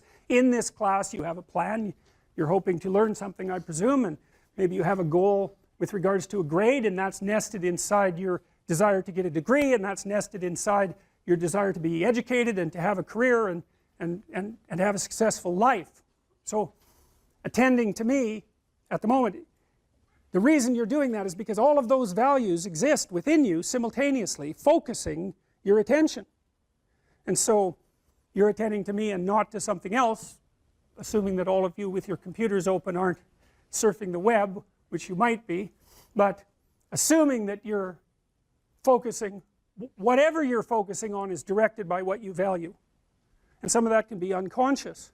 In fact, a lot of it is unconscious, because you know it's very difficult for you to get control of what you pay attention to. You know what that's like. You're trying to study, it's kind of a boring paper. Christ, your attention is just like everywhere, you know. Maybe you'll vacuum under the bed instead of doing reading the paper, you know. You can't get a grip on that thing, so your attention has an autonomy. And that's another psychoanalytic idea, you know, because you kind of think, well, you're in control. It's like, really? You ever try telling yourself what to do? How does that work for you? I'm going to go to the gym 3 times a week. Right, sure you are. Yeah, I'm going to quit eating sugar for a month. It's like, how long does that last? It's like 15 minutes, and you're eating like 3 chocolate bars. And so this is a good thing for people to know. If something bothers you, there's a billion things that could bother you, and not everything does. And so then you might ask, well, why does that thing bother you when some other thing that's equally bad doesn't? And as far as I can tell, the answer to that is because if it bothers you, that's your problem. And you might think, I don't want to have a problem. It's like, that's because you don't know that problems and opportunities are the same thing. So if a problem's crying out to you, then it could well be that your proper destiny is to address that problem, in which case it's an immense opportunity. And you saw that, exactly that. Oh, look, there's an absence in the marketplace. Well, that's a good discovery, an absence in the marketplace, especially if you're right. And so that's what you did, and then you got a movie out of it. So that's a pretty good deal. Yeah. You know, and that's independent of its eventual success as a movie, because even if it lands at any of the levels of success it could land at, you got to make a movie. And so that's pretty good. And God only knows what you learn doing that. So there's no loss in that, right? Yeah. There's just gain. There was an interesting thing that I realized during this whole thing, and it is related to what you just said. So for many years, I have told people that if you have an idea and you don't execute on it, your idea doesn't mean anything. Ideas are a dime a dozen, and it doesn't really matter. Yeah. And what I realized in making this movie is that I was actually wrong. Okay. Because if an idea, it's worthless if you don't execute it on it. I get that. But the actual idea, that if you have an idea, if you have an idea and it's good, Yeah. you can't even put a price tag on that thing. And that's why when you look at Hollywood makes a bunch of what are they called? Like reruns of the same movies, right? Yeah. There's a reason for that. They have all this money to throw at ideas, and they just go, oh, well, you know what? Make the superhero movie again, make the space movie again. They just make the same movies often over and over again. And I realized that these, you know, if you have a really good idea, you have to execute on it. You have to do something with it. Because if you don't, it's like a mortal sin not to Yeah. execute on a good. Well, it's a idea revelation, enough. a good idea. It's a gift. It's And that's one of the grace. things, where does it come from? That's why I was kind of Well, very that's curious when you exactly said that, right. because I know the answer to that. I look at it like, you know, they know what molecules are in an amoeba, right? Yeah. We know what chemicals and we know what's in it, but we can't make an amoeba. We can't make something alive. And just like in a movie or a book or a song, they know, you go to Nashville, they know what notes make a hit song, but they can't just produce a hit song. They can put all the chemicals in there, but they can't bring it to life. And so there is, just like there's something special about life, there's a spark that we don't understand. We can't fabricate it. We cannot fabricate that spark in life. And we can't, as far as I can tell, we can't fabricate that spark of an idea. Okay, so there's a bunch of things that come off that. So one of the things I realized, so I've done a lot of lecturing again this year. I don't know how many different cities we went to, 60 or 70, you know, over the last 8 months, maybe more than that, a lot. And I've you know, I have a chance to develop my ideas every night. One of the things I came to understand more clearly was, this is a very cool thing, and it's relevant to what you just said, is that the spirit of your aim, you could say, answers your prayers or informs your thoughts. And it has to be that way because thought is a navigation tool, right? You set an aim, and then your perceptions line up so you can see your way forward, but your thoughts and your emotions also aid that, because otherwise, because you want to get there, let's say.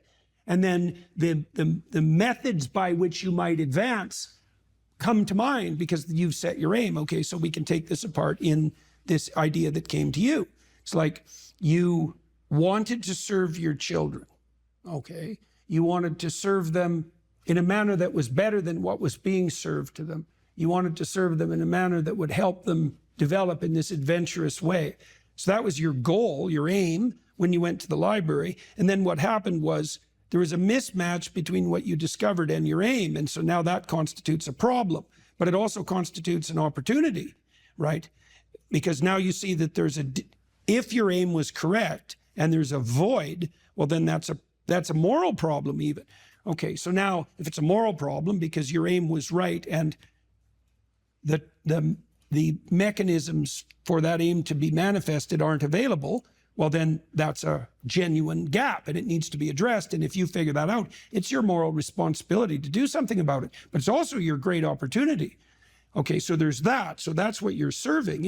If your aim is correct and true, and you have a revelation in relationship to that aim, and you don't act on it, you've thrown away the pathway to that aim, and you've betrayed it. That's not a good idea. But even more concretely, one of the things my wife has really learned to do in the last 2 years, she started to write and she started to speak publicly because she introduces me and talks for about 10 minutes.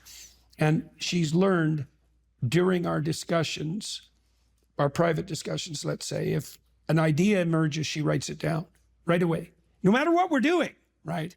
The idea comes, you write that thing down because it's a gift and God only knows what it's worth. You know, you could have a good idea now and then. It might be a good idea that changes your whole life. And you could have that idea and be casual enough to forget it. And that was that. And then you'd wonder why you never got anywhere. It's like, well, you had a gift and you didn't. And then there's another issue too, is the things that meet with reward grow. That's a neurological truth. That's how large language models are trained. They're trained with reinforcement. The closer they get to the target, the more weight is put on that response. So it's literally reward that trains large language models to match to target. Well, if you have a bit of a creative spark and ideas are being revealed to you in concordance with your aim, and then you don't act on those, you punish them. You punish the source of the ideas. Just like demoralizing a kid. Like if a kid comes to you with ideas and every time they come, you say, oh, that's stupid, or what the hell do you know? Or you say, I'm going to do something about that, and then you don't. That kid will stop coming to you with ideas. Mm-hmm. And people do that to themselves all the time. Yep. And so you even have an obligation to you can watch this, you know. This is what I've been trying to teach people too, is if you want to improve your life, it's like, well, set that as an aim, I'd like things to be better. And then ask, what could I actually do that would move me somewhat in that direction? You'll get an answer. That's a good way to pray. That's a good way to pray. And I've experienced two things here, and these are like the opposite ends of the spectrum. And this is, I think, a very positive thing for people to hear. If I was a young person, I would really like to hear this. So there are going to be times like you're talking about with your wife where all of a sudden from nowhere or from somewhere, but somewhere that we don't know and understand, all of a sudden there's an idea there. The source of all revelation. It shows up. Yeah. It shows up. I've had that happen to me where it's like, boom, I wrote a book called Mikey and the Dragons. That came just boom. I just instantly had this idea. Boom, I wrote the book. Yeah. And I remember when I was an English major in college, and some of the old poets, they would claim that, they just wrote this first, the first draft, that was it. It was one draft, one shot. And there was sort of rumors about these that's not really happened. They found their notes. They'd written a bunch of drafts. But sometimes it's true. Sometimes you will get that inspiration. It'll come and boom, you're done. Yeah. So you can sit around and wait for that. I don't recommend waiting for that, though. It may or may not come. Yeah. We can't control that.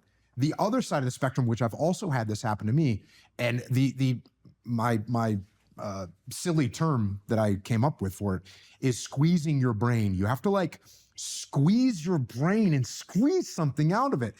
And what I like is this idea, just to come full circle a little bit here. I had this thing where I wanted to have lessons for my kids that they could read in a book. Yeah. And so I have that. There's my aim, what you would call an aim. Yeah. Well, I didn't immediately say, oh, okay, what I can have as a kid that's going through kind of kid problems and his uncle who's a Navy SEAL can come and stay with him for the summer and he can teach him. I didn't have that. And I definitely didn't have the nuances of he can get bullied by this kid. And that fills in. Right. But I squeezed on my brain and thought, what would be a good, and then all of a sudden, boom, you just start, you find your path and the story will come or the idea will come. And Well, that's part of that disciplined striving. Like I learned when I first started writing, I forced myself to sit and write every day. Yep. And some days I was highly productive and other days I wasn't so productive. But every day, if I sat long enough, I was a little bit productive. Mm-hmm. And then I got better at being productive and much better at not delaying sitting down. That took a long time, really years to really get disciplined. I'm still learning that discipline, right? I mean, how long do you write for at a time? I max out about 3 hours. Okay. I find that if I write more than 3 hours continually, I get exhausted. Mm-hmm. So 3 hours is about right. And I've learned tricks like at the end of the writing session, write down what you're thinking so you can use that the next day and do it every day and so on. And I've got to the point now where I can write a newspaper article, a good newspaper article, pretty much in one draft. But that's taken 35 years of writing to manage that. But I learned early that if I sat long enough, I would write something that would be valuable, right? And some days it took 45 minutes to get warmed up so that everything I wrote was just painful to produce and not of very high quality. But if you persist, the thing that persistence, that's the other thing that's kind of interesting neurologically. I already said if you punish the source within you that gives rise to ideas, it will stop producing ideas. So that's a bad idea. But it's also the case that you want to make being creative the victor over all the competing pulls and temptations. And partly what you're doing when you're disciplining yourself is that. It's like, no, I'm going to sit here, regardless of all the other things I could be doing, all the other things I could be thinking, until that part of me that's able to create wins that internal battle and prevails. And then it gets stronger and stronger over time. And that's building character. That's exactly what that is. I think actually that people are quite hard on themselves. And, this is one of the reasons that I believe that the presumption of innocence that characterizes our legal system is such an absolute bloody miracle. I cannot figure out how in the world that idea ever came about and developed universal acceptance. It's so unlikely. If you deal with people in a clinical setting and they're somewhat depressed, which is not uncommon, and they've done something that they are guilty about, independent of whether they've done something that they feel guilty about, independent of whether they're actually guilty, they tend to take themselves apart. Now, that's especially true if you happen to be high in trait neuroticism, which is one of the big 5 traits: extroversion, which is a positive emotion dimension; neuroticism, a negative emotion dimension; agreeableness, which is compassion and politeness; conscientiousness, which is orderliness and industrious; and openness, which is intellect and openness proper, something like creativity. If you're higher than normal in neuroticism, it's very easy to take yourself apart if you're feeling guilty about something that you've done. And many people will feel guilty about what they've done at the drop of a hat. I mean, first of all, they accuse themselves of their own shortcomings. And then if they are accused by someone else, it's often very, very difficult for them to mount their own defense, to believe in their own innocence. Because you'd think, well, the police come to your door, or a mob comes for you, let's say, on Twitter, and, you're a stalwart sort of person, and you pronounce your innocence, and, you're a brick wall. Nothing gets through that. And that's just not how it goes, man. If the mob comes for you on Twitter, the probability that if you're a reasonably well-socialized person, that you're going to be wondering what you did wrong and how you should apologize and what you should do to put yourself back in the good graces of the community is extraordinarily high, because, well, you probably have done some things wrong in your life, and you probably are guilty about this and that, and perhaps you didn't conduct yourself perfectly. And so it's very difficult for you to mount your own defense, to presume your own innocence and mount your own defense, which, by the way, is why it's a very good reason to have a lawyer. And one of the things I would say, I'm dead serious about this. I've worked with legal cases a lot and learned a lot about the limitations and lack thereof of police ability to question you, for example.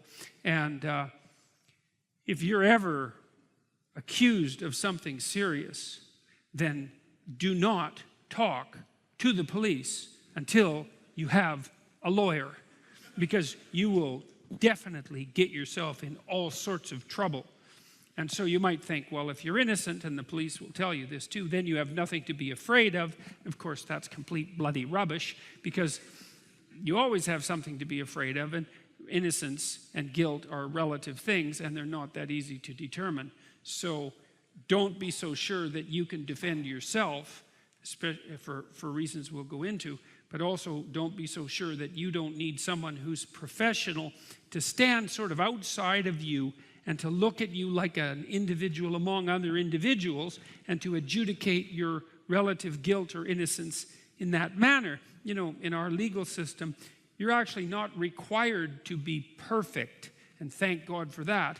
What you're required to be is reasonable, and like a reasonable and let's say somewhat normative human being. You're not required to go above and beyond the duty with regards to heroism, for example. I was involved in a court case. It was quite a terrible case where a woman was up on trial for murder, and she happened to be in the wrong place at the wrong time, shall we say. She was in a motorhome in a junkyard waiting for her boyfriend, and she happened to walk out of the motorhome just as a gang was killing an enemy, I guess, an enemy gang member with rocks. Very, very brutal. And they stripped her naked and told her that they would rape her and that they would kill her child. She had one child, unless she participated in the murder. And so she ended up dropping a rock on the unfortunate gentleman's head, although by all appearances he was well on the way to being dead at that point. And at that point in Canada, the law was there was no excuse for participating in homicide, regardless of the, what would you call, ameliorating preconditions. But they did decrease her culpability substantially because they believed there was genuine reason for her to believe that her life was threatened and that she was going to be subjected to sexual assault, and that her child, I don't think they did threaten her child, but they did certainly threaten her child with no longer having a mother. So, in any case, we can get involved in very terrible things, and it's very difficult for us to defend ourselves. You need a lawyer to do that, and so that's a good piece of practical advice, and I would strongly recommend that you follow it if you ever happen to find yourself in trouble. It's also the case if you find yourself in trouble at work or on social media. You know, it's hard to sit and remind yourself that you deserve the benefit of the doubt and then to try to make a coherent case for that.